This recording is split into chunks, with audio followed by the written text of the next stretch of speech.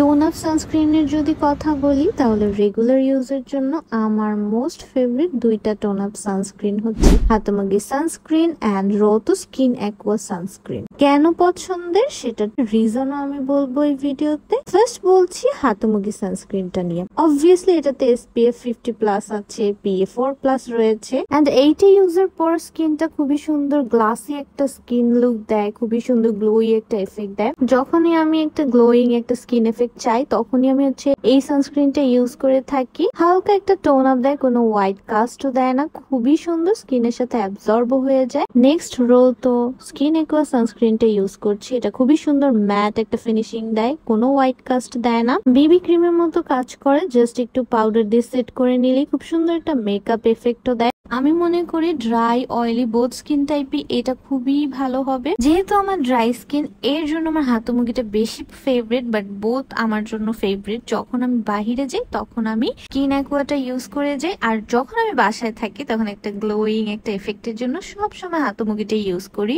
তোমরা মিয়াকি বিডিতে কিন্তু এই দুইটা সানস্ক্রিন পেয়ে যাচ্ছ। That's it for today. আল্লাহ হাফেজ।